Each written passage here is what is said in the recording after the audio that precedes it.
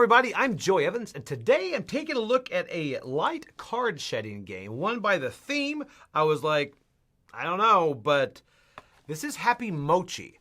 Right here, Happy Mochi, it's, like I said, a light card shedding game that has kind of the mochi theme to it, which is, of course, just kind of pasted on there. It gets down to card shading, it's light, it's about family weight. So before I get into what I think about it, let's see how it's played. Okay, so we are set up for a game of Happy Mochi now. Happy Mochi is a very light card shedding game. I'm going to go through this very quickly to show you how to play. So the card shedding game, like any card shedding game, the point is to get rid of your cards. Every player has a set of 7 cards. When you get these cards, you cannot rearrange them, kind of think scout. So whatever order your hand is in, it needs to remain in that. All right, so first off, 2 numbers are put down, and then the plus sign is showing up. There's a negative sign on the back. So what's going to happen is you're going to play a duo of cards, and because of the plus, it has to go up. So it has to be higher than 16.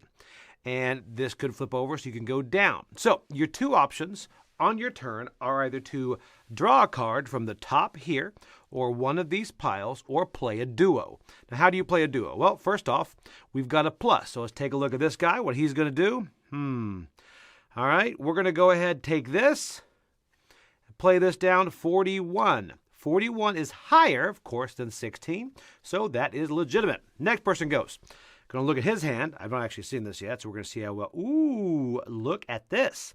Now, this is interesting. So we can play 69, play 97. Here's interesting here, 87. There's a couple of different things that are on cards. One of them is this. So 87. So say I play 87. All right.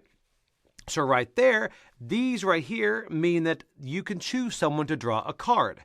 You can choose someone else or yourself. Now, why would you choose yourself? Well, first off, take a look. I've got 5 cards now.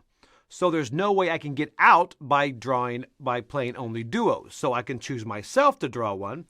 So I'll go ahead and draw one from here. And then the next person, you then choose the other person to draw one. And then they would just draw one just like that. So that's what these do. There's also one other symbol on the card. For example, right here. So say the next person plays a 94. All right, get that into focus there. A 94, like this. Here we go, 9 and a 4. That would make somebody draw a card, you or somebody else, and this plus or minus shows up, meaning, take a look, now it flips. Now it's going down from 94 back down. So that's the way you could kind of reset and start going the other direction. That's plus and minus.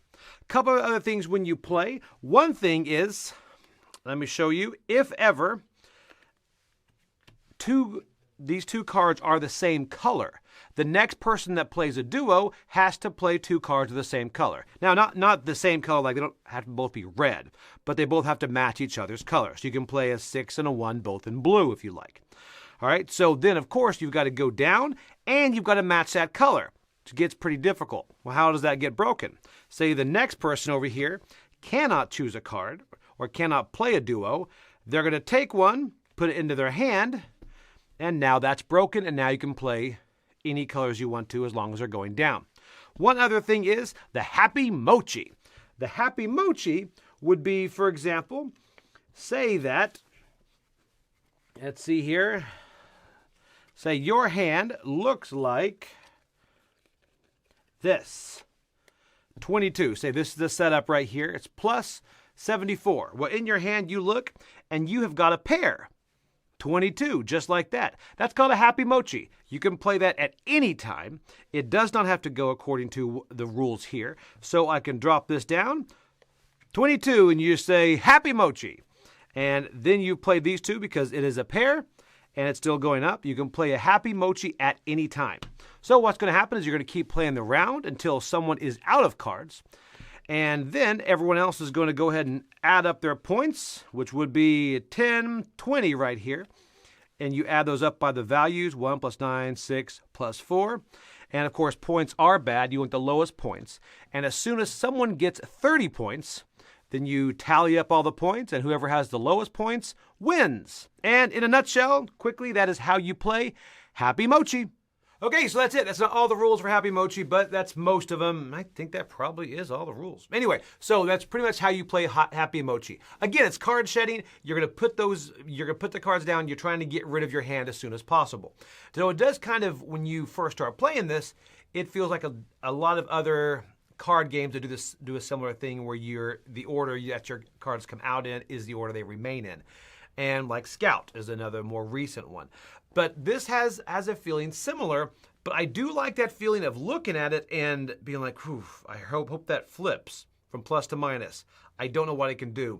And then what's cool, I don't think I mentioned this in the video, but as you grab a card, I actually know I didn't mention this in the video, as you take a card, you then put that into your hand anywhere you want to. So you can break up that 0 and 0 or that 9 and 9 that you might not ever be able to use. So you could put that card anywhere you want to in the hand that you have. That kind of gives some variety there. So I do like that. Some cons on this. Let me get the cons before I go into the pros. And there's just a few cons. First off, it could go too long at too many players. I think this shines at 2, 3, and 4. Also, there's a lot of luck in this because it is the luck of the draw. As a lot of these games, especially the ones that you can't rearrange your hand, there is a lot of luck that comes into that.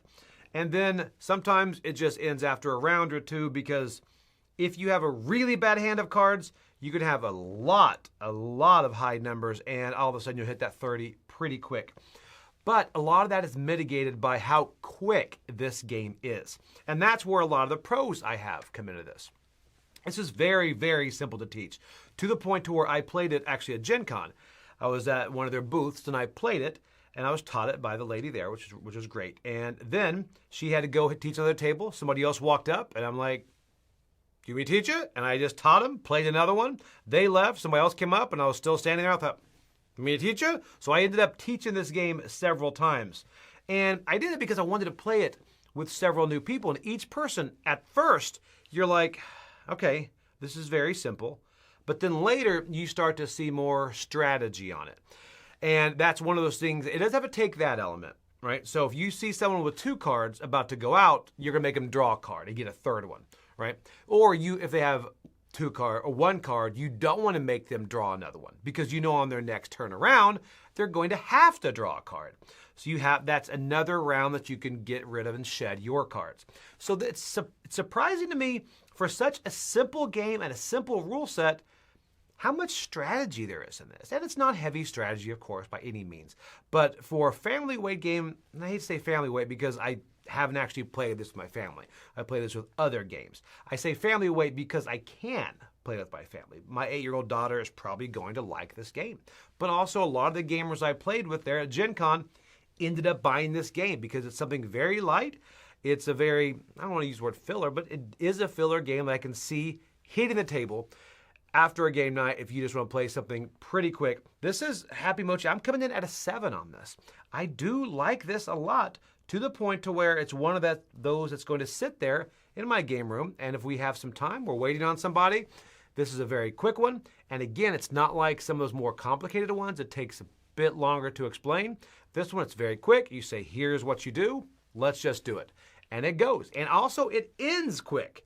I mean, it could end, like I said, want to admit, it ended in 1 round and I had like past 30 points. It was pretty rough. Again, it's lucky, but it's quick and that's mitigated. I like this. So if you like those quick games, you want something that's quick and honestly, it's fun to play. A little bit of take that, but not too much. That's Happy Mochi. I say give it a try. I'm Joy Evans, and I'll see you later on the channel.